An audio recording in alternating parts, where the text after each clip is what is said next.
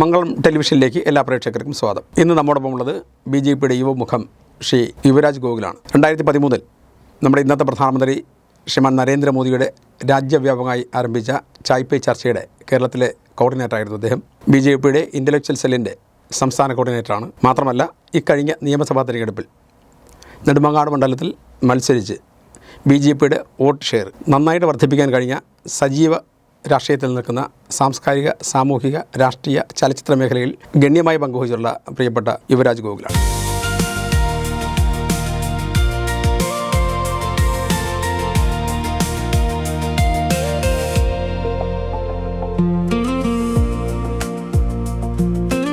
നമസ്കാരം.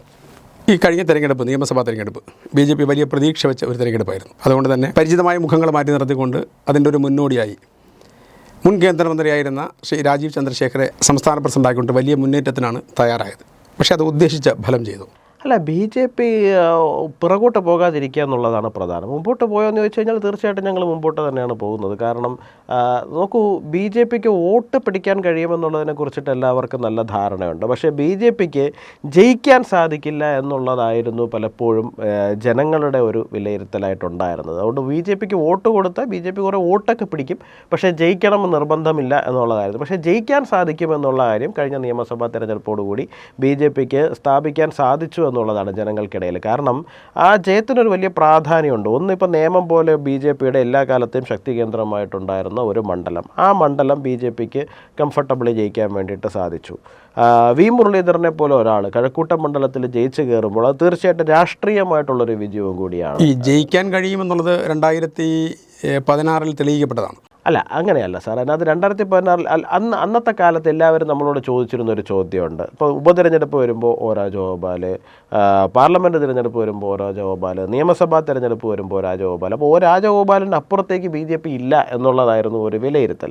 അത് മാറി ഇപ്പോൾ അതാണ് ഞാൻ പറഞ്ഞു വന്നത്. ഇപ്പോൾ ചാത്തന്നൂരിൽ BB ഗോപകുമാർ സാറിൻ്റെ വിജയം എന്ന് പറയുന്നത് കൃത്യമായിട്ട് അത് രാഷ്ട്രീയമായിട്ടുള്ളൊരു വിജയമാണ്. BJPയുടെ ഒരു രാഷ്ട്രീയ മുഖമായിട്ടുള്ള ഒരാൾ കഴിഞ്ഞ 2 ടൈമായിട്ട് അവിടെ മത്സരിക്കുന്നു, 3ാമത്തെ ടൈമിൽ അവിടെ ജയിച്ചു വരുന്നു എന്ന് പറയും BJPക്ക് ഏതൊരു മണ്ഡലവും വിജയിക്കുവാൻ കഴിയും എന്ന് പറയുന്നൊരു കോൺഫിഡൻസ് നമുക്ക് ജനങ്ങളിലേക്ക്, അത് ഈ ഇലക്ഷന് ശേഷം നമുക്ക് വരുന്ന കോൺഫിഡൻസ് തീർച്ചയായിട്ടും അത് BJPയെ സംബന്ധിച്ചിടത്തോളം ആ ബോധ്യമുണ്ട്, ഞങ്ങൾക്ക് ജയിക്കാൻ സാധിക്കുമെന്ന്. ദേശീയ തലത്തിൽ 12ാമത് വർഷം പൂർത്തിയാക്കിയിരിക്കുകയാണ് ശ്രീ നരേന്ദ്രമോദിയുടെ നേതൃത്വത്തിലെ ഗവൺമെൻറ്. അപ്പോൾ സ്വാഭാവികമായിട്ടും അതിൻ്റെ ഒരു ഇമ്പാക്റ്റ് രാജ്യത്തിൻ്റെ മറ്റ് എല്ലാ മേഖലകളിലും വന്നു കഴിഞ്ഞു. പക്ഷേ അത് നമുക്ക് കേരളത്തിലേക്ക് ആ പറയുന്ന തലത്തിലേക്ക് കൊണ്ടുവരാൻ കഴിഞ്ഞിട്ടില്ല. അത് BJP നേതൃത്വത്തിൻ്റെ ഒരു പരാജയമാണോ, അല്ല കാഴ്ചപ്പാടിലുള്ള എന്തെങ്കിലും വ്യത്യാസമാണോ, അതല്ല ആ തലത്തിലേക്ക് ജനങ്ങളുടെ ഇടയിൽ BJPക്ക് ഒരു സ്വീകാര്യത ലഭിക്കാതെ പോകുന്നതാണോ, എന്താണെന്ന് കാരണം? നോക്കൂ, കേരളം എന്ന് പറയുന്ന രാഷ്ട്രീയ ഭൂമികയ്ക്ക് വലിയ പ്രാധാന്യമുണ്ട്. നമ്മൾ കേരളത്തിനെ മനസ്സിലാക്കാതെ നമ്മൾ കേരളത്തിൻ്റെ രാഷ്ട്രീയത്തെക്കുറിച്ച് സംസാരിച്ചിട്ട് കാര്യമില്ല എന്നാണ് ഞാൻ മനസ്സിലാക്കുന്നത്. ഒന്നെന്ന് പറയുന്നത്, ഇപ്പോൾ അടിയന്തരാവസ്ഥ കഴിയുന്ന സമയത്ത് ഇന്ത്യയിൽ മുഴുവനായിട്ട് കോൺഗ്രസ് ഒലിച്ചു പോകുന്ന സമയത്ത് വലിയ ഭൂരിപക്ഷത്തിൽ കോൺഗ്രസ് നിലനിൽക്കുന്ന ഒരു സംസ്ഥാനമാണ് കേരളം എന്ന് പറയുന്നത്. അപ്പോൾ തീർച്ചയായിട്ടും കേരളം എന്ന് പറയുന്നത് എപ്പോഴും രാഷ്ട്രീയമായി മറ്റൊരു തലത്തിൽ ചിന്തിക്കുകയും ഒരു പ്രതിപക്ഷ സ്ഥാനത്ത് നിന്ന് ചിന്തിക്കുന്ന ഒരു സാഹചര്യമാണ് കേരളത്തിനെ സംബന്ധിച്ചിടത്തോളം ഉള്ളത്. മാത്രമല്ല, കേരളത്തിലിപ്പോൾ നിൽക്കുന്ന 2 രാഷ്ട്രീയ കക്ഷികളും വളരെ ശക്തമായിട്ട് നിൽക്കുന്നതാണ്. ഒന്ന് CPM ആവട്ടെ, മറ്റത് കോൺഗ്രസ് ആയിക്കൊണ്ട് പോട്ടെ. ഇപ്പോൾ ഈ പറയുന്ന ബാക്കി എല്ലാ സംസ്ഥാനങ്ങളിലെന്ന് പറയുന്നത് ഒരു പ്രധാന പ്രതിപക്ഷത്തിൻ്റെ സ്ഥാനത്തേക്ക് BJPക്ക് കടന്നു വരാൻ വേണ്ടിയിട്ട് സാധിച്ചിട്ടുള്ള സംസ്ഥാനങ്ങളായിരുന്നു ഈ പറയുന്ന ബാക്കിയല്ല. ആസാം ആയിക്കൊണ്ട് പോട്ടെ, ഹരിയാന ആയിക്കൊണ്ട് പോട്ടെ. ഇപ്പോൾ മഹാരാഷ്ട്രയിൽ BJP അവിടുത്തെ 3ാമത്തെ കക്ഷി മാത്രമായിരുന്നു. കോൺഗ്രസും ശിവസേനയും കഴിഞ്ഞിട്ട് മാത്രമേ BJP ഉണ്ടായിരുന്നത്. അല്ല, ഞാൻ കംപ്ലീറ്റ് ചെയ്തോട്ടെ ഒന്ന്. അപ്പോൾ കേരളത്തിലേക്ക് വരുമ്പോൾ എന്ന് പറയുമ്പോൾ ഇപ്പോൾ CPM കണ്ടിന്യൂസ്ലി 10 വർഷം ഭരിക്കുമ്പോൾ പോലും പാർലമെൻറ്റ് തിരഞ്ഞെടുപ്പ് വരുന്ന സമയത്ത് കോൺഗ്രസിന് ഒരു ലാൻഡ് സ്ലൈഡ് വിക്ടറി ഉണ്ടാകുന്ന ഒരു സ്റ്റേറ്റ് ആയിരുന്നു. ഇപ്പോൾ 20-ൽ 18 സീറ്റ്, 20-ൽ 19 സീറ്റ് എന്നൊക്കെ പറഞ്ഞ് കോൺഗ്രസ് ജയിച്ചു വരും. അപ്പോൾ കോൺഗ്രസിന് ഒരിക്കലും വേര് നഷ്ടപ്പെട്ടിട്ടില്ലാത്ത, അല്ലെങ്കിൽ കോൺഗ്രസിന് ശക്തി നഷ്ടപ്പെട്ടിട്ടില്ലാത്ത ഒരു സംസ്ഥാനമായിരുന്നു കേരളം എന്ന് പറയുന്നത്. അപ്പോൾ CPMനെ തോൽപ്പിക്കണം എന്ന് പറയുന്നത് ജനങ്ങൾ തീരുമാനം എടുത്ത് കഴിഞ്ഞ കാര്യമാണ്. അപ്പോൾ അവിടെ ആർക്ക് വോട്ട് ചെയ്യണം എന്നുള്ള ഒരു ഡിസിഷനിലേക്ക് പോകുന്ന സമയത്ത് അവർ സ്വാഭാവികമായിട്ടും അടുത്ത ഓപ്ഷനായിട്ട് അവർ തിരഞ്ഞെടുക്കാൻ പോകുന്നത് കോൺഗ്രസിനെ ആയിരിക്കും. കാരണം BJP ഇപ്പം വരാനിരിക്കുന്ന കാലത്തും അത് തന്നെയല്ലേ സാഹചര്യം? അല്ല, ആ സാഹചര്യങ്ങളെ നമുക്ക് മാറ്റാൻ വേണ്ടിയിട്ട് സാധിക്കും. അതാണ് ഞാൻ ആദ്യമേ പറഞ്ഞത്. BJP ജയിക്കില്ല എന്നൊരു ധാരണ ജനങ്ങൾക്കുണ്ടായിരുന്നു. ആ ധാരണയെ മാറ്റിമറിക്കുക, ഏത് സീറ്റും ഇപ്പം BJP എന്ന് പറയുമ്പോൾ മഞ്ചേശ്വരം അല്ലെങ്കിൽ നേമം അല്ലെങ്കിൽ കാസർഗോഡ് അല്ലെങ്കിൽ പാലക്കാട് ഇങ്ങനെ ചിന്തിച്ചിരുന്നിടത്ത് നിന്ന് ഇന്ന് ചാത്തന്നൂരും കഴക്കൂട്ടവും ഒക്കെ BJPക്ക് ജയിക്കാം, വേണമെന്ന് വെച്ചാൽ BJPക്ക് ജയിക്കാൻ പറ്റും. അതിനിപ്പോൾ O രാജഗോപാലോ അല്ലെങ്കിൽ ആ ഹെവി വെയിറ്റുകൾ തന്നെ വേണമെന്നില്ല, BB ഗോപകുമാർ സാറിനെ പോലുള്ള ആൾക്കാർക്ക് ജയിക്കാൻ സാധിക്കും എന്നുള്ള ഒരു കോൺഫിഡൻസ് ജനങ്ങൾക്ക് കൊടുക്കാൻ. പക്ഷേ അതിനകത്ത് വരുന്ന ഒരു വിഷയം എന്ന് പറയുന്നത് 12 വർഷമായി കേന്ദ്രം ഭരിക്കുന്നു. അപ്പോൾ കേന്ദ്രത്തിൻ്റെ ഭരണത്തിൻ്റെ ഗുണഫലങ്ങൾ കേരളത്തിലെ സമൂഹത്തിന് അത് അനുഭവിക്കാൻ സാധ്യമായില്ല എന്നുകൂടി തെളിയിക്കുകയല്ലേ?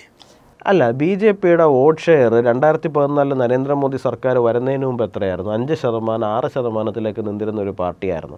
അത് ഒറ്റയടിക്ക് ഒരു 14-15% വരികയും അത് കഴിഞ്ഞ ഒരു 10-12 വർഷങ്ങളായിട്ട് അത് കോൺസ്റ്റൻ്റായിട്ട് നിലനിർത്തിക്കൊണ്ട് പോകാൻ വേണ്ടിയിട്ട് BJPക്ക് സാധിക്കുന്നുണ്ട് എന്നുള്ളതാണ്. ഇപ്പോൾ 2014 തെരഞ്ഞെടുപ്പിൽ അത് 10%-ന് മുകളിലേക്കായി, 2016 അത് 15%-മായി, 2021 അത് 13%-മായി, 2024 അത് 20%-ലേക്ക് പോകുന്നത് നമ്മൾ കണ്ടു. 2026 നമ്മൾ ആ 14% എന്ന് പറയുന്നതിനകത്ത് നമ്മൾ നിൽക്കുന്നുണ്ട്. അപ്പോൾ തീർച്ചയായിട്ടും ഒരു നിയമസഭാ തെരഞ്ഞെടുപ്പ് വരുന്ന സമയത്ത് ഇവിടുത്തെ ഗവൺമെൻറ് ആര് എന്ന് തീരുമാനിക്കാൻ വേണ്ടിയിട്ട് നടക്കുന്ന ഒരു തെരഞ്ഞെടുപ്പാണ്. ആ തെരഞ്ഞെടുപ്പിൽ ഒരു പക്ഷേ നമുക്ക് ആ ഒരു പ്രശ്നം ഉണ്ടാകും. കാരണം എന്ന് വെച്ച് കഴിഞ്ഞാൽ ഇപ്പം ഞാൻ പോലും അനുഭവിച്ച പ്രശ്നമാണ്, ഇപ്പോൾ വ്യക്തിപരമായി ഞാൻ പോലും അനുഭവിച്ച ഒരു പ്രശ്നമാണ്. കാരണം നമ്മൾ വോട്ട് ചോദിക്കുമ്പോൾ നിങ്ങൾക്ക് വോട്ട് തന്നാൽ അയാളെ തോൽപ്പിക്കാൻ കഴിയുമോ എന്നുള്ളൊരു ആശങ്ക, കൺഫ്യൂഷനുണ്ട്. ഇപ്പോൾ ഞാനിപ്പോൾ 40,000-ഓളം വോട്ട് പിടിച്ചു കഴിഞ്ഞിട്ട് വരുന്ന സമയത്താണ് പലരും എന്നോട് പറയുന്നത്, നിങ്ങൾ ഇത്രയും വോട്ട് പിടിക്കുമെന്ന് അറിഞ്ഞിരുന്നെങ്കിൽ ഞങ്ങൾ നേരത്തെ വോട്ട് ചെയ്യുമായിരുന്നു എന്ന് പറയുന്ന ഒരു മെസ്സേജ് പാസ് ചെയ്യാൻ തീർച്ചയായിട്ടും സാധിച്ചു. പക്ഷേ അല്ലാതെ തന്നെ ഈ നേതൃതലത്തിലെ തെരഞ്ഞെടുപ്പുകളിൽ ദേശീയ നേതൃത്വത്തിന് പരാജയം, ഒരു പിഴവ് സംഭവിക്കുന്നു എന്നൊരു സംശയം സ്വാഭാവികമായിട്ട് അണികൾക്കിടയിലുണ്ട്. അതായത് ഈ കേരളത്തിൻ്റെ സംസ്ഥാന തലത്തിലെ നേതൃത്വത്തിൽ പുനഃസംഘടിപ്പിക്കുന്ന സമയത്ത് അർഹരായവരെ അല്ലെങ്കിൽ അതിന് യോഗ്യരായ ആളുകളെ കൊണ്ടുവരുന്നില്ല പരാതി വ്യാപകമായിട്ട് അണികൾക്കിടയിലുണ്ട്. അത് സോഷ്യൽ മീഡിയയുടെ പുറത്തു വരുന്നുണ്ട്. അപ്പോൾ സ്വാഭാവികമായിട്ടും അതൊരു ഒരു പോരായിട്ട് കാണുന്നുണ്ട്. ഉദാഹരണത്തിന് ഞാൻ പറയാം, നമ്മുടെ സുരേഷ് ഗോപിയെ രാജ്യസഭ മെമ്പറാക്കി, കേന്ദ്രമന്ത്രിയാക്കി, അത് കേരളത്തിലെ പ്രയോജനം ചെയ്തോ, കേരളത്തിലെ പാർട്ടിയുടെ വളർച്ചയ്ക്ക് പ്രയോജനം ചെയ്തോ എന്നുള്ളതാണ്. തീർച്ചയായിട്ടും പ്രയോജനം ചെയ്തു എന്നുള്ളതാണ്. കാരണം സുരേഷ് ഗോപിക്ക് രാജ്യസഭ MP എന്നുള്ള നിലയിൽ അദ്ദേഹത്തിൻ്റെ പ്രവർത്തനത്തിന് എല്ലാവരും കൈയടിച്ച് അംഗീകരിച്ച ഒരു കാര്യം, അത് വോട്ടായിട്ട് മാറി. അതുകൊണ്ടാണല്ലോ തൃശ്ശൂരിൽ അദ്ദേഹം ജയിക്കുന്നത്. അദ്ദേഹം ജയിച്ചതൊക്കെ ഞാൻ പറയും, അതിന് അദ്ദേഹത്തെ കൊണ്ടുവന്നതും അദ്ദേഹം ജയിച്ചതൊക്കെ ഓക്കെ. പക്ഷേ ആ തരത്തിലേക്ക് പാർട്ടിക്ക് അത് ഗുണം ചെയ്തു എന്നൊരു അഭിപ്രായം പൊതുവെ പാർട്ടി, അതാണ് ഞാൻ പറഞ്ഞത്, പാർട്ടിക്ക് അത് ഗുണം ചെയ്യണമെന്നുണ്ടെങ്കിൽ ആദ്യം ജനങ്ങളെ നമുക്ക് രാഷ്ട്രീയമായ ചില കാര്യങ്ങൾ കൺവിൻസ് ചെയ്യാൻ വേണ്ടിയിട്ട് സാധിക്കണം. ഇപ്പോൾ O രാജഗോപാൽജി മന്ത്രി ആയതുകൊണ്ട് BJPക്ക് കേരളത്തിൽ പ്രയോജനം ഉണ്ടായോ എന്ന് ചോദിച്ചു കഴിഞ്ഞാൽ പ്രയോജനം ഉണ്ടായി. കാരണം അതുകൊണ്ടാണ് O രാജഗോപാലിനെ പോലെ ഒരു ഫിഗറിനെ ഉണ്ടായെന്ന് കരുതുന്ന ആളാണ് ഞാൻ. തിരുവനന്തപുരം പാർലമെൻറ്റ് മണ്ഡലത്തിലെ വോട്ടറാണ്. അദ്ദേഹം MP ആയിരുന്ന സമയത്ത് സ്വാഭാവികമായിട്ടും കേരളത്തിലെ റെയിൽവേയിൽ അതാണ് ഞാൻ പറഞ്ഞു വരുന്നത്. കാരണം ഇപ്പോൾ അങ്ങ് ആദ്യം ചോദിച്ച ചോദ്യം ഉണ്ടല്ലോ, ഇപ്പോൾ സുരേഷ് ഗോപിക്ക് പ്രയോജനം ഉണ്ടായി, സുരേഷ് ഗോപി ജയിച്ചു എന്നുള്ളതാണ്. ഇതേ കാര്യം തന്നെയായിരുന്നു O രാജഗോപാൽജിയുടെ വിഷയത്തിൽ ഞങ്ങൾ അനുഭവിച്ചിരുന്ന കാര്യം, നമ്മൾ ഫേസ് ചെയ്തിരുന്ന ഒരു കാര്യം. O രാജഗോപാൽജി മത്സരിക്കുമ്പോൾ വോട്ടുണ്ട്, അവിടെ മറ്റൊരാൾ മത്സരിക്കുമ്പോൾ വോട്ട് കിട്ടുന്നില്ല എന്നുള്ളത്. പക്ഷേ പതിയെ ആ സാഹചര്യം മാറുന്ന സാഹചര്യം. അത് കഴിഞ്ഞ് ശ്രീ കുമ്മനം വന്ന സമയത്ത് തന്നെ അദ്ദേഹം നല്ല രീതിയിൽ വോട്ട് ഷെയർ പിടിച്ചു. അന്ന് K മുരളീധരൻ വന്നതുകൊണ്ട് മാത്രമാണ്. അതാ പറഞ്ഞത്, 2014 നരേന്ദ്രമോദി സർക്കാർ വന്നതിന് ശേഷമുള്ള ഇമ്പാക്റ്റ് കേരളത്തിൽ ഉണ്ടാകുന്നുണ്ട്, തീർച്ചയായിട്ടും ഉണ്ടാകുന്നുണ്ട്. ഇപ്പോൾ അന്ന് K മുരളീധരൻ ആയിരുന്നില്ല എന്നുണ്ടെങ്കിൽ അവിടെ കുമ്മനം രാജശേഖരൻ ജയിച്ചേനായിരുന്നു എന്നാണ് ഞാൻ വിശ്വസിക്കുന്ന വട്ടിയൂർക്കാവിൽ. കാരണം ഒരു MLA എന്നുള്ള നിലയിൽ അന്ന് മുരളീധരൻ ഉണ്ടാക്കിയിരുന്ന ഇമ്പാക്റ്റ് വളരെ തീർച്ചയായിട്ടും ഒരു ഫൈറ്റർ ആയിരുന്നു. ഒരു വലിയ ഇമ്പാക്റ്റ് അദ്ദേഹത്തിന് ഉണ്ടാക്കാൻ വേണ്ടിയിട്ട് സാധിച്ചിട്ടുണ്ടായിരുന്നു. അപ്പോൾ കുമ്മനം രാജശേഖരൻജി അവിടെ മത്സരിക്കുന്ന സമയത്ത് അതൊരു ഹെവി വെയിറ്റ് ക്ലാഷ് ആയിട്ട് ഇത് മാറുന്ന സാഹചര്യമുണ്ട്. അന്ന് മുരളീധരൻ അല്ലാണ്ട് മറ്റാരായിരുന്നെങ്കിലും ഒരു പക്ഷേ അന്ന് കുമ്മനം വളരെ കംഫർട്ടബിളി ജയിക്കുന്ന സാഹചര്യങ്ങൾ ഉണ്ടായിരുന്നു. അത് 2014 ശേഷമുള്ള വളർച്ചയാണ് തീർച്ചയായിട്ടും. പക്ഷേ O രാജഗോപാൽജി മന്ത്രിയായി MP ആയി അദ്ദേഹം ഇതിരുന്ന പ്രവർത്തനം കൊണ്ട് BJP എന്താണെന്നുള്ള കാര്യം കേരളത്തിലെ ജനങ്ങൾക്ക് കാണിച്ചു കൊടുക്കാൻ വേണ്ടിയിട്ട് സാധിച്ചു. അത് ആദ്യഘട്ടത്തിൽ അദ്ദേഹം എന്നുള്ള വ്യക്തിക്കാണ് വോട്ടുകൾ ലഭിച്ചുകൊണ്ടിരുന്നതെങ്കിൽ പോലും ഇപ്പോൾ നമുക്കറിയാം കേരള BJPയെ ഏറ്റവും അധികം പരിവർത്തനം ചെയ്തത് 2009-2014 കാലഘട്ടമാണെന്നാണ് ഞാൻ വിശ്വസിക്കുന്നത്. കാരണം നരേന്ദ്രമോദിയെ പോലുള്ള ഒരു ടവറിംഗ് ഫിഗർ ഒന്നും BJPക്ക് അന്ന് പറയാൻ വേണ്ടിയിട്ടില്ല. LK അദ്വാനിജി കൊണ്ട് അങ്ങനെയല്ല പറയുന്നത്, കേന്ദ്ര ഭരണത്തിൻ്റെ സംസ്ഥാന പ്രസിഡന്റായിരുന്നത് V മുരളീധരൻജി ആയിരുന്നു. അന്ന് ആ 2 ഉപതെരഞ്ഞെടുപ്പുകളുണ്ട്, നെയ്യാറ്റിൻകര ഉപതെരഞ്ഞെടുപ്പും അരുവിക്കര ഉപതെരഞ്ഞെടുപ്പ്. ഈ 2 ഉപതെരഞ്ഞെടുപ്പുകൾക്കകത്ത് കൃത്യമായിട്ട് BJPയുടെ ഒരു പ്ലെയർ ആണ് എന്നുള്ള, BJP അവഗണിച്ച് മുമ്പോട്ട് പോകാൻ വേണ്ടിയിട്ട് മാധ്യമങ്ങൾക്ക് സാധിക്കാത്ത സാഹചര്യം ഉണ്ടായി. തീർച്ചയായിട്ടും ഇപ്പോൾ എനിക്കിപ്പോഴും ഓർമ്മയുണ്ട്, മലയാള മനോരമയാണെന്ന് തോന്നുന്നു, മനോരമയാണോ മാതൃഭൂമിയാണോ ഞാൻ ഓർക്കുന്നില്ല, വോട്ട് കഴിഞ്ഞിട്ട് റിസൾട്ട് വന്നുണ്ടല്ലോ. അപ്പോൾ അടുത്ത ദിവസത്തെ പത്രത്തിനകത്തെന്ന് പറഞ്ഞു കഴിഞ്ഞാൽ 1ാം സ്ഥാനത്ത് കിതച്ചു നിൽക്കുന്ന സെൽവരാജ്, 2ാം സ്ഥാനത്ത് കിതച്ചു നിൽക്കുന്ന അന്നത്തെ CPM CPM-ന്റെ സ്ഥാനാർത്ഥി ലോറൻസ്, 3-ാം സ്ഥാനത്താണെങ്കിൽ പോലും തല ഉയർത്തി നെഞ്ചു വിരിച്ച് നിൽക്കുന്ന രാജഗോപാൽ എന്നുള്ള ഒരു ചിത്രമാണ് അവർ കൊടുത്തിരുന്നത്. ഈ പാർട്ടിക്കകത്തുള്ള ഗ്രൂപ്പിസം, അതായത് ആ കാലഘട്ടം മുതലാണെന്ന് തോന്നുന്നത് പാർട്ടിക്കകത്തൊരു ഒരു ശാക്തിക ചേരികൾ ഉണ്ടായി വരുന്നത്. ശ്രീ വി മുരളീധരൻ സംസ്ഥാന പ്രസിഡന്റായിരിക്കുന്ന സമയത്താണെന്ന് തോന്നുന്നത് ഒരു ശാക്തിക ചേരികളെ പാർട്ടി ഗ്രൂപ്പിസം, ആ ഗ്രൂപ്പിസം ഇന്നും പാർട്ടിക്കകത്ത് നിലനിൽക്കുന്നത് പാർട്ടിയുടെ വളർച്ചയെ ദോഷകരമായി ബാധിക്കുന്നുണ്ട്. പ്രശ്നം രാഷ്ട്രീയ പാർട്ടികളിൽ എവിടെയാണ് പലതരത്തിലുള്ള നേതാക്കൾ ഉണ്ടാകാത്തത്, നേതാക്കൾക്കൊപ്പം വിഭാഗങ്ങൾ ഉണ്ടാകാത്തത്? കോൺഗ്രസിലില്ലേ? കോൺഗ്രസിനകത്ത് എന്തെങ്കിലും അല്ല, ഞാൻ ചോദിക്കുന്നത് CPM-നകത്തില്ലേ? CPM-നകത്ത് എന്തൊക്കെ പ്രശ്നമാണ്? നോക്കൂ, ഒരു രാഷ്ട്രീയ പ്രസ്ഥാനത്തിനെ സംബന്ധിച്ചിടത്തോളം വിവിധ തരത്തിലുള്ള ടവറിംഗ് ആയിട്ടുള്ള പേഴ്സണാലിറ്റീസ് ഉണ്ടാവും. ആ പേഴ്സണാലിറ്റികൾ കാലാകാലങ്ങളിൽ അവർ കൊണ്ടുവരുന്ന മാറ്റങ്ങളുണ്ടാവും, മുന്നോട്ട് കൊണ്ടുപോകലുകളുണ്ടാവും. പിന്നെ ആരും ഈശ്വരന്മാരൊന്നും അല്ലല്ലോ. എടുക്കുന്ന തീരുമാനങ്ങളിൽ ശരികളും ഉണ്ടാകും, തെറ്റുകളും ഉണ്ടാകും, വീഴ്ചകളും ഉണ്ടാകും, പോസിറ്റീവായിട്ടുള്ള കാര്യങ്ങളും ഉണ്ടാകും. തീർച്ചയായിട്ടും ഇതെല്ലാം വെച്ചുകൊണ്ട് തന്നെയാണ് നമ്മൾ മുമ്പോട്ട് പോയിക്കൊണ്ടിരിക്കുന്നത്. കേരളത്തിൽ BJPക്ക് വലിയ സാധ്യതയുണ്ടെന്നുള്ളത് പൊതുവെ രാഷ്ട്രീയ നിരീക്ഷകർ നോക്കിക്കാണുന്ന കാര്യമാണ്. അതായത് LDF UDF എടുക്കുന്ന സമീപനങ്ങളിൽ ഒരല്പം പോലും പിഴവുണ്ടായാൽ അതിന് ഗുണഭോക്താവായി അടുത്ത് നിൽക്കുന്നത് കേരളത്തിലെ NDA മുന്നണി ആയിരിക്കും. അത് BJP നേതൃത്വമുള്ള NDA മുന്നണിയാണെന്നൊരു ഇമ്പ്രഷൻ എല്ലാവർക്കും ഉണ്ട്. അപ്പോൾ അതിൻ്റെ ഒരു കരുതൽ പലപ്പോഴും ആർക്കുണ്ട്? LDF UDF മുന്നണികൾക്കുണ്ട്. പക്ഷേ എങ്കിലും കഴിഞ്ഞ 10 വർഷക്കാലം ഇടതുപക്ഷം ഭരിച്ചത് BJPയുമായിട്ടൊരു അണ്ടർസ്റ്റാൻഡിങ്ങിലായിരുന്നു എന്നൊരു വ്യാപകമായ പ്രചരണം UDF ഉന്നയിക്കുന്നുണ്ട്. നിഷ്പക്ഷ നിരീക്ഷകർ പലരും പറയുന്നുണ്ട്. പല പദ്ധതികളിലും ഇപ്പോൾ ഉദാഹരണത്തിന് ആദ്യത്തെ പിണറായി വിജയൻ ഗവൺമെൻറ് വന്നപ്പോൾ ബെഹ്റയെ DGP ആക്കിയത് തന്നെ BJPയുടെയും അമിത്ഷായുടെയും നിർദ്ദേശം അനുസരിച്ചായിരുന്നൊരു ഇമ്പ്രഷൻ തന്നെയുണ്ട്. അതിനുശേഷം വന്നതും അങ്ങനെ തന്നെയാണെന്നുള്ള പരാതിയുണ്ട്. അപ്പോൾ സ്വാഭാവികമായിട്ട് അങ്ങനെ ഒരു ടൈപ്പ് ഇതിനകത്തുണ്ടായിരുന്നത് BJPക്ക് തിരിച്ചടിയാൻ തോന്നുന്നുണ്ടോ?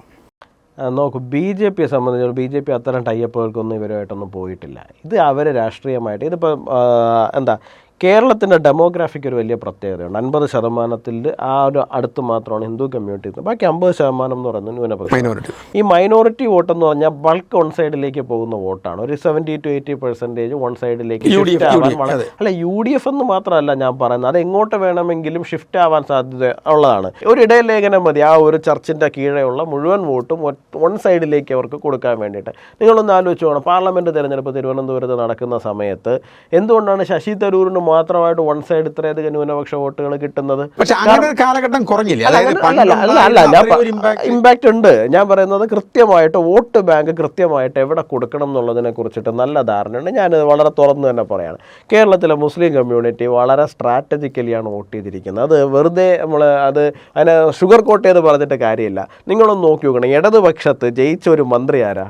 റിയാസാണ്. ബാക്കി എല്ലാ മന്ത്രിമാരും CPM-ൻ്റെ നോക്കുമ്പോൾ റിയാസ് മാത്രം ജയിച്ചു. എന്തുകൊണ്ടാണ്? അതും അൻവറിനെ പോലെ ഒരാൾ ഇത്രയും ബഹളം ഉണ്ടാക്കി അപ്പുറത്ത് മത്സരിക്കുന്ന സമയത്തും. കാരണം മുസ്ലിം കമ്മ്യൂണിറ്റിയെ സംബന്ധിച്ചിടത്തോളം ഞങ്ങളുടെ കമ്മ്യൂണിറ്റിക്കകത്ത് നിന്നുള്ള അല്ല ഞാൻ പറയുന്നത്, ഞങ്ങളുടെ കമ്മ്യൂണിറ്റിക്ക് ഭാവിയിൽ CPM-നകത്ത് ഉള്ള ഒരു ടവറിംഗ് ഫിഗർ എന്ന് പറയുന്ന ആള് റിയാസാണ്. അപ്പൊ അതുകൊണ്ട് റിയാസ് നശിച്ചു പോയത്, റിയാസ് അവിടെ നിലനിൽക്കണം എന്ന് ആഗ്രഹിച്ചത് കൊണ്ടാണ് റിയാസ് ജയിച്ചത്. നമുക്ക് തീരുമാനിക്കാം. തീർച്ചയായിട്ടും CPM-ന്റെ മന്ത്രിമാര് തോക്കുന്ന സമയത്ത് ആയിക്കോട്ടെ, ഞാൻ പറഞ്ഞത് രാഷ്ട്രീയമായിട്ട് നമുക്ക് പറയാം, ഉറപ്പായിട്ടും പറയാം. അങ്ങനെ BJP ഒരു ഭാഗത്ത് നിൽക്കുമ്പോൾ സ്വാഭാവികമായിട്ട് നമുക്ക് അങ്ങനെ പറയുന്നത് കുഴപ്പമില്ല. പക്ഷേ എൻ്റെ ചോദ്യം അതല്ല, ബേപ്പൂരിൽ ഒരു മുസ്ലിം സ്ഥാനാർത്ഥി മാത്രമാണോ ജയിച്ചിട്ടുള്ളത്? ബേപ്പൂരിലെ മുൻകാലങ്ങളിലെ പോലെ അല്ലല്ലോ, ഡെമോഗ്രാഫി വല്ലാണ്ട് മാറി അല്ലല്ല, അത് ശരി തന്നെയാണ്. ഇപ്പൊ മലപ്പുറത്ത് മണ്ഡലം, ഇപ്പൊ പൊന്നാനിയാണ് ഒരു മണ്ഡലം, അല്ലാതെ ഒരു ശ്രീരാമകൃഷ്ണനെ പോലെ ഒരാൾ ജയിക്കുന്ന ഒരു മണ്ഡലം എന്ന് പറയുന്നത് പൊന്നാനി മാത്രമാണ്. അവിടെ ഒരു വണ്ടൂർ AP അനിൽകുമാർ ചെയ്ത വണ്ടൂർ SC മണ്ഡലമാണേ. പിന്നെ അവിടെ മുസ്ലിം കമ്മ്യൂണിറ്റി എങ്ങനെയാണ് അതൊക്കെ ഒരു കാലഘട്ടമാണ്. ഞാൻ പറയുന്നത് കാലഘട്ടം ഒരുപാട് മാറിയിട്ടുണ്ട്. കാലഘട്ടം ഒരുപാട് മാറിയിട്ടുണ്ട്. തീർച്ചയായിട്ടും യാഥാർത്ഥ്യമായിട്ട് തന്നെ നമ്മൾ സംസാരിക്കേണ്ട കാര്യമാണ്. പൊന്നാനി മാത്രമാണ് അവിടെ വരുന്ന ഏക ഹിന്ദു ഭൂരിപക്ഷമായിട്ടുള്ള ഒരു മണ്ഡലം എന്ന് പറയുന്നത്. അവിടെ തീർച്ചയായിട്ടും അവിടെ ഒരു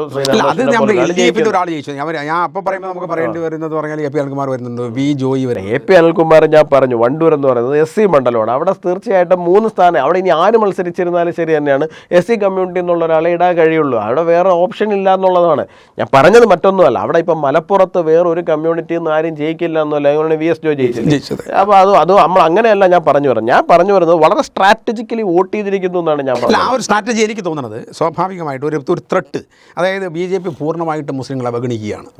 വാസ്തവമാണ്. അതായത് മുസ്ലിം വോട്ട് വേണ്ട എന്നൊരു സ്റ്റൈലിലേക്ക് നിൽക്കുന്നുണ്ട്. പ്രത്യേകിച്ച് കേരളത്തിലെങ്കിലും, മറ്റ് സംസ്ഥാനങ്ങളിലെല്ലാം ഉണ്ട്.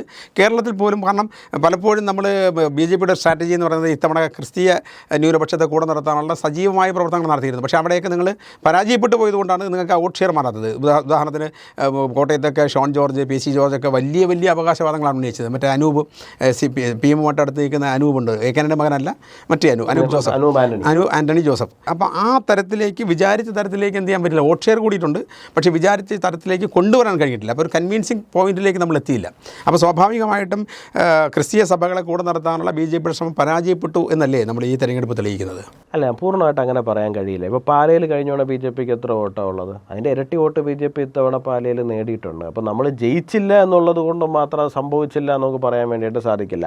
അനൂപ് 2ാം സ്ഥാനം വന്നു. തിരുവല്ല പോലൊരു മണ്ഡലത്തിൽ അനൂപ് 2ാം സ്ഥാനം വരുന്ന സാഹചര്യം ഉണ്ടായിട്ടുണ്ട്. അപ്പോൾ നമുക്ക് തീർച്ചയായിട്ടും നമുക്ക് അങ്ങനെ അങ്ങ് പറയാൻ വേണ്ടിയിട്ട് സാധിക്കില്ല. ഞാൻ ആദ്യമേ പറഞ്ഞതുപോലെ തന്നെ BJPക്ക് ജയസാധ്യതയില്ല എന്ന് തോന്നുന്നിടത്ത് വോട്ട് വന്നിട്ടുണ്ടാവില്ല, അത് വാസ്തവമാണ്. പക്ഷേ പാല പോലെയുള്ള മണ്ഡലങ്ങളിൽ വോട്ട് വന്നിട്ടുണ്ട്. പൂഞ്ഞാറ് പോലെയുള്ള മണ്ഡലങ്ങളിൽ നമുക്ക് വോട്ട് വന്നിട്ടുണ്ട്. 27% വോട്ടോടെ കിട്ടിയിട്ടുണ്ട്. 3/1 ആൾക്കാരുടെ വോട്ട് അവിടെ നമുക്ക് കിട്ടുന്ന സാഹചര്യം ഉണ്ട്. തിരുവല്ലയിൽ നിലവിലെ മന്ത്രിയെ പിന്തള്ളിക്കൊണ്ട് അല്ലെങ്കിൽ MLA പിന്തള്ളിക്കൊണ്ട് അനൂപിന് 2ാം സ്ഥാനത്തേക്ക് വരാൻ കഴിയുന്ന സാഹചര്യം ഉണ്ട്. അപ്പോൾ വോട്ട് കിട്ടിയിട്ടില്ല എന്ന് നമുക്ക് പരിപൂർണ്ണമായിട്ട് സാധിക്കില്ല. അല്ല, വിചാരിച്ച അത് തീർച്ചയായിട്ടും നമ്മളിപ്പോൾ എക്സ്പെക്ട് ചെയ്യുന്ന ഒരു റിസൾട്ട് ഉണ്ടല്ലോ, ഇതെല്ലാം ജയിച്ച് വരും എന്നുള്ളതാണ്. നമ്മൾ 100-ൽ 100 മാർക്ക് കിട്ടും എന്ന് പറഞ്ഞുകൊണ്ടാണ്. എന്നിട്ടും നമ്മൾ സഭകളുടെ ഇടയലേഖനങ്ങൾ BJPക്ക് എതിരാണ് എന്ന് പറയുന്നത് കോൺട്രഡിക്റ്റ് ആവൂലേ? അല്ല, സഭയുടെ ഇടയലേഖനങ്ങൾ BJPക്ക് എതിരെന്ന് മാത്രമല്ല, സഭ എപ്പോഴും എടുക്കുന്ന ഡിസിഷൻ എന്ന് പറയുന്നത് സഭയ്ക്ക് അനുകൂലമായിട്ടുള്ളൊരു രാഷ്ട്രീയ സാഹചര്യം സൃഷ്ടിക്കുക എന്നുള്ളതാണ്. 1970 സാഹചര്യവും 2026 സാഹചര്യവും രണ്ടും രണ്ടാണ്. 1970 അവരെടുക്കുന്ന ഡിസിഷൻ എന്ന് പറയുന്നത് തീർച്ചയായിട്ടും അവരുടെ കൺട്രോളിലേക്ക് മുഴുവൻ സാധനങ്ങളും കൊണ്ടുവരിക എന്നുള്ളതാണ്. 2026 അതായിരിക്കില്ല. ഇന്ത്യയിലെ പൊളിറ്റിക്കൽ സാഹചര്യം മൊത്തം മാറിയിട്ടുണ്ട്. BJP ആണ് കേന്ദ്രം ഭരിച്ചുകൊണ്ടിരിക്കുന്നത്. അപ്പോൾ തങ്ങൾക്ക് അവകാശങ്ങൾ കാര്യങ്ങൾ നടത്തിയെടുക്കാൻ പറ്റുന്ന തലത്തിലുള്ള ഒരു സ്ട്രാറ്റജിയിലേക്ക് മാറുക എന്നുള്ളതായിരിക്കും സഭകൾ തീരുമാനം എടുക്കുന്നത്. എപ്പോഴും ഒരു രാഷ്ട്രീയം എന്ന് പറയുന്നത് എപ്പോഴും ഏകദിശയിൽ ഓടിക്കൊണ്ടിരിക്കുന്നതൊന്നുമല്ലല്ലോ. ഓരോ സമയത്തും ഓരോ സാഹചര്യങ്ങളല്ല. അതായത് നോർത്ത് ഇന്ത്യയിൽ BJP പയറ്റുന്ന ഒരു പൊളിറ്റിക്കൽ സ്റ്റൈലുണ്ട്, രാഷ്ട്രീയമുണ്ട്. എന്താ പറയുക, ആളുകളെ ഭക്ഷം ചാടിക്കുക, കൂടെ പിടിക്കുക എന്നുള്ള സ്റ്റൈൽ. പക്ഷേ ആ ഒരു ടാക്ടിക്സ് തെക്കൻ കേരളത്തിലേക്ക് വർക്കൗട്ട് ആകുന്നില്ലെന്നുള്ള യാഥാർത്ഥ്യം. നോക്കൂ, നോർത്ത് ഇന്ത്യയിൽ BJP ആളെ ചാടിക്കുന്നു, ആളെ കൊണ്ടുപോകുന്നു എന്ന് പറയുന്നുണ്ട്. കോൺഗ്രസ് ഭരിച്ചുകൊണ്ടിരുന്നപ്പോൾ എത്ര സംസ്ഥാന സർക്കാരുകളെയാണ് പിരിച്ചുവിടുന്ന സാഹചര്യം ഉണ്ടായത്? BJP അധികാരത്തിൽ കയറിയിട്ട് ഇപ്പം ഞാൻ വെസ്റ്റ് ബംഗാൾ നമ്മൾ ഉദാഹരണമായിട്ട് എടുത്തോളൂ. വെസ്റ്റ് ബംഗാൾ BJP വളരെ സ്ട്രാറ്റജിക്കലി ഫൈറ്റ് ചെയ്ത് ജയിച്ചിരിക്കുന്ന ഒരു സ്റ്റേറ്റാണ്. മമതയെ പോലെ ഒരാൾ അത്രയും വലിയ അഴിഞ്ഞാട്ടമാണ് അവിടെ നടത്തിയത്.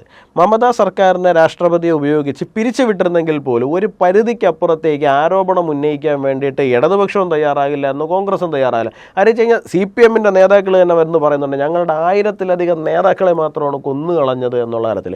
ഒരിടത്ത് പ്രവർത്തിക്കാൻ സംഭവിക്കുന്നില്ല. BJP അധികാരത്തിൽ കയറിയതിന് ശേഷമാണ് CPM-ൻ്റെ 500 ചില്ലുവാന ഓഫീസുകളാണ് തുറക്കാൻ വേണ്ടിയിട്ട് സാധിച്ചത്. CPM-ൻ്റെ പേജുകൾ തന്നെ പോസ്റ്റ് ഇടുന്നുണ്ട്, 15 വർഷത്തിന് ശേഷം ഞങ്ങൾ ഇവിടെ പൊതുയോഗം നടത്തിയെന്ന് പറയുന്നത്. BJP അധികാരത്തിൽ വന്നതിന് ശേഷമാണ് സംഭവിക്കുന്നത്. അല്ല, ഞാൻ കംപ്ലീറ്റ് ചെയ്യട്ടെ. അപ്പോൾ BJP എന്ത് ചെയ്യുന്നു എന്നാണ് പറയുന്നത്?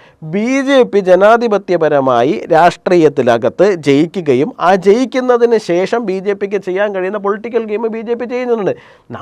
ജനാധിപത്യപരമായി ആ ഒരു എന്താ പറയുക, പിന്നെ ജനങ്ങൾ വോട്ട് ചെയ്ത് ഒരു ആശയത്തിൻ്റെ പുറത്ത് ജനങ്ങൾ വോട്ട് ചെയ്ത് ജയിപ്പിച്ച ആളുകളെ നേർക്കുനേർ ഫൈറ്റ് ചെയ്ത് ഒരാശയത്തെ എതിർത്തുകൊണ്ട് മറ്റൊരു ആശയത്തിന് നേരിട്ടാണല്ലോ. ഇപ്പോൾ BJP ആയാലും UDF ആയാലും LDF ആയാലും ആശയങ്ങൾ തമ്മിലുള്ള പോരാട്ടമാണ് പ്രധാനം.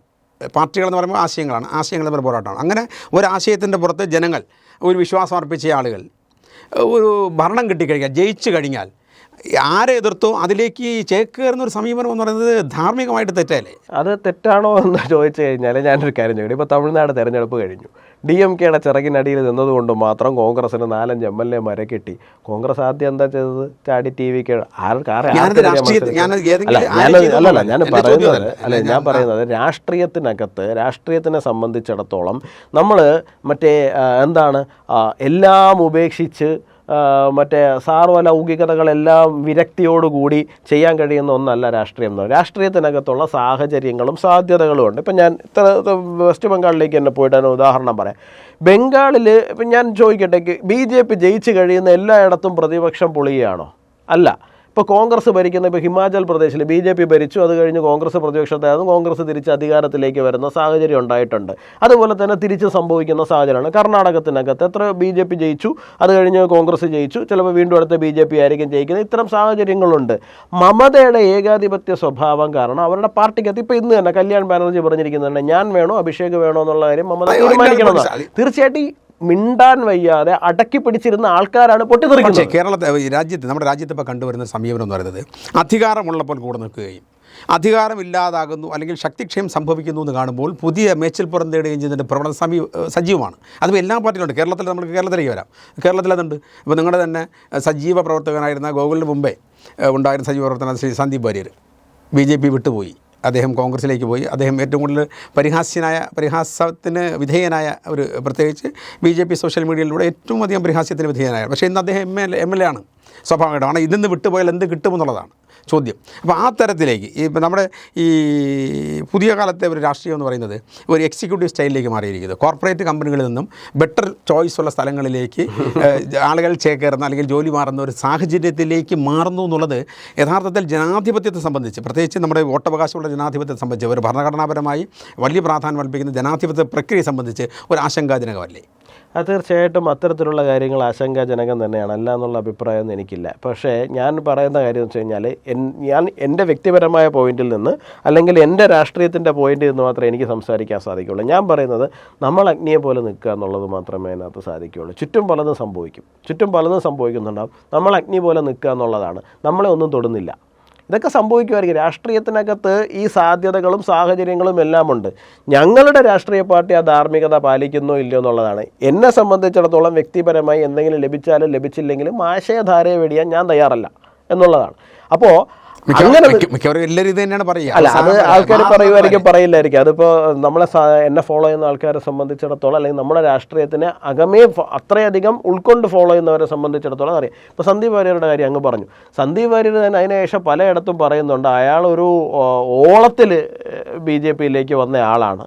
ഞാൻ ഒരിക്കലും ഒരു RSSൻ്റെ പ്ലാറ്റ്ഫോമിലേക്ക് പോയിട്ടില്ല, ഞാൻ അതുമായിട്ട് ചേർന്ന് പോയിട്ടുള്ള ഒരാളല്ല, ഒരു ഓളത്തിൽ BJPയിലേക്ക് വന്ന ഒരാളാണ് എന്ന് പറയുന്നത്. അങ്ങനെ ഓളത്തിൽ വരുന്ന ആൾക്കാർക്ക് ചിലപ്പോൾ അതൊക്കെ സംഭവിക്കുമായിരിക്കും, അത് നമുക്കറിയില്ല. ഓളത്തിൽ വരുന്ന ആൾക്കാർക്ക് അങ്ങനെയൊക്കെ പലതും സംഭവിക്കുമായിരിക്കും. പക്ഷേ ആ ആശയധാര ഉൾക്കൊണ്ട് പരിപൂർണമായിട്ട് നിൽക്കുന്ന ആൾക്കാരെ സംബന്ധിച്ചിടത്തോളം അത് സാധിക്കില്ല എന്ന് തന്നെയാണ് ഞാൻ മനസ്സിലാക്കുന്നത്. ഇപ്പോൾ അങ്ങ് പറയുന്നത് പോലെ തന്നെ ഉത്തരേന്ത്യയിൽ ഉൾപ്പെടെ അല്ലെങ്കിൽ പശ്ചിമ ബംഗാളിൽ ഉൾപ്പെടെ തമിഴ്നാട്ടിൽ ഉൾപ്പെടെ ഇങ്ങനെ അത്തരത്തിലുള്ള ആൾക്കാർ ഷിഫ്റ്റ് ചെയ്യുന്നുണ്ടെങ്കിൽ തീർച്ചയായിട്ടും ആ സാധനം അവരുടെ ഉള്ളിൽ ഇല്ലാത്തത് കൊണ്ടാണ് അവർക്കത് സംഭവിക്കുന്നത്.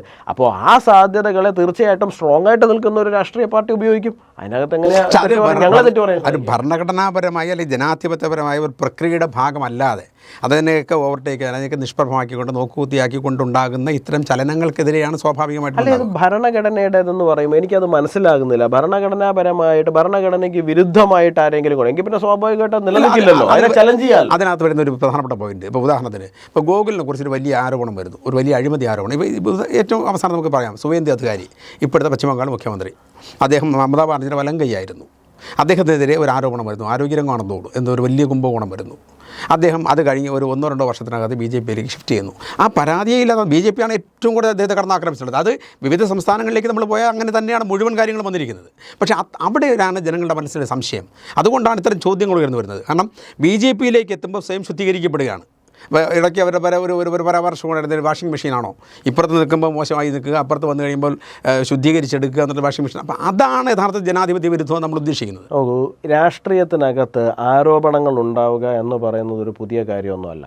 ഇപ്പോൾ രാഷ്ട്രീയത്തിനെ സംബന്ധിച്ചിടത്തോളം ഇപ്പോൾ ഞങ്ങൾ ഒരു വ്യക്തിയെ ഞങ്ങൾ രാഷ്ട്രീയമായിട്ട് എതിർക്കുകയാണ്, അല്ലാന്നുണ്ടെങ്കിൽ ആ വ്യക്തിക്കെതിരായിട്ട് ആരോപണങ്ങൾ ഉന്നയിക്കുകയാണ്. വീഴ്ചകളും നേട്ടങ്ങളും ഒക്കെ എല്ലാവർക്കും ഉണ്ടാകുന്നത്. ആ വീഴ്ചകളുടെ പേരിൽ ആരോപണം ഉന്നയിക്കുന്നു എന്ന് പറഞ്ഞുകൊണ്ട് തീർച്ചയായിട്ടും അയാൾ എല്ലാ കാലത്തും മാറ്റി നിർത്തപ്പെടേണ്ട ആളോ അസ്പർശനായിട്ടുള്ള ആളോ ആണ് എന്നുള്ളതൊന്നുമില്ല. അദ്ദേഹത്തിൻ്റെ പേരിൽ കേസ് ഉണ്ടെന്നുണ്ടെങ്കിൽ കേസുകൾ ഇപ്പോൾ എല്ലാ രാഷ്ട്രീയക്കാരുടെ പേരിലും ഉണ്ട്. ഏത് രാഷ്ട്രീയക്കാരുടെ പേരിലാണ് കേസില്ലാത്തത്? ഒരു അന്വേഷണം അവസാനിക്കുന്നില്ല എന്ന്. നിങ്ങൾ ഈ പറയുന്ന കാര്യങ്ങൾ മുഴുവനും സാമ്പത്തിക വിഷയങ്ങളുമായിട്ട് ബന്ധപ്പെട്ടിട്ടുള്ള കാര്യങ്ങളാണ്. ഈ സാമ്പത്തിക വിഷയങ്ങളുമായിട്ട് ബന്ധപ്പെട്ട് നിൽക്കുന്ന ആരോപണം ഇപ്പം ഞാൻ ചോദിക്കട്ടെ, ഇന്ത്യയിൽ എത്രയോ രാഷ്ട്രീയക്കാർക്കെതിരെ ഇപ്പോൾ DK ശിവകുമാറിനെതിരായിട്ട് ആരോപണമില്ലേ? പക്ഷേ അദ്ദേഹം ഫൈറ്റ് ചെയ്ത് നിൽക്കുന്നു. അല്ല, ഫൈറ്റ് ചെയ്ത് നിൽക്കുന്നത് വെച്ചാൽ BJPയുടെ ആൾക്കാർക്കെതിരായിട്ട് ആരോപണം വന്നിട്ടില്ലേ? അമിത്ഷായെ പിടിച്ച് എത്ര ദിവസം ജയിലിലിട്ടു വന്നേ? അമിത്ഷാ 150 ദിവസം പിടിച്ച് ജയിലിലിട്ടില്ലേ? നരേന്ദ്രമോദിജിയെ എത്ര തവണ വിളിച്ച് ഗുജറാത്തിന് ചിദംബരത്ത് കിടന്നു അല്ലെ പറഞ്ഞു വരുന്നത്. ഞാൻ പറഞ്ഞു ഗുജറാത്ത് മുഖ്യമന്ത്രിയായിരുന്ന കാലഘട്ടത്തിൽ നരേന്ദ്രമോദിക്കെതിരായിട്ട് അദ്ദേഹത്തെ പോലെ വേട്ടയാടി ഏത് രാഷ്ട്രീയക്കാരനാണ് ഇന്ത്യയിലുള്ളത്? അദ്ദേഹത്തെ പോലെ വേട്ടയാടി ഏത് രാഷ്ട്രീയക്കാരനുണ്ട് ഇന്ത്യയിൽ? അദ്ദേഹത്തെ എന്തൊക്കെ പേരിട്ട് വിളിച്ചു, അദ്ദേഹത്തെ ഏതൊക്കെ തരത്തിൽ ഇന്ത്യയിലെ മാധ്യമങ്ങൾ മുഴുവൻ താറടിച്ച് കാണിച്ചു, അദ്ദേഹത്തിന് ഗുജറാത്തിന് പുറത്തേക്ക് കൊണ്ടുപോയി ചോദ്യം, അദ്ദേഹം എന്തെങ്കിലും ബഹളം ഉണ്ടാക്കിയോ, എന്തെങ്കിലും പ്രശ്നം ഉണ്ടാക്കിയോ? ഒരു പ്രശ്നം ഉണ്ടാക്കിയില്ല. അതാണ് ഞാൻ ആദ്യമേ പറഞ്ഞത്, നമ്മുടെ ഉള്ളിൽ സാധനം ഉണ്ടെന്നുണ്ടെങ്കിൽ നമ്മളെ ആർക്കും ഒന്നും ചെയ്യാൻ വേണ്ടിയിട്ട് സാധിക്കില്ല. തീർച്ചയായിട്ടും BJP-യിലേക്ക് ആൾക്കാർ വരുന്നുണ്ട്, അവരുടെ അന്വേഷണമോ അല്ലെങ്കിൽ അവരുടെ പേരിലുള്ള ആരോപണങ്ങളോ ഉണ്ടെന്നുണ്ടെങ്കിൽ അത് ക്ലിയർ ചെയ്യട്ടെ. അത് ക്ലിയർ ചെയ്യപ്പെട്ടിട്ടില്ല എന്നുണ്ടെങ്കിൽ വസ്തുതാപരമായിട്ട് പ്രതിപക്ഷം ജനങ്ങളുടെ മുമ്പിൽ അവതരിപ്പിക്കട്ടെ. അത് ഇവരുടെ പേരിൽ ഇന്ന വിഷയങ്ങളുണ്ട്, അത് സ്വീകരിക്കുന്നതും തള്ളിക്കളയുന്നതും ജനങ്ങളാണ്. ജനങ്ങളുടെ മുമ്പിലല്ലേ പോയിട്ട് തിരഞ്ഞെടുപ്പ് നേരിടുന്നത്? തിരഞ്ഞെടുപ്പ് നേരിട്ടിട്ടല്ലേ ജയിക്കുന്നത്, അല്ലാണ്ട് വളഞ്ഞ വഴിക്കൊന്നും ആരും വന്ന്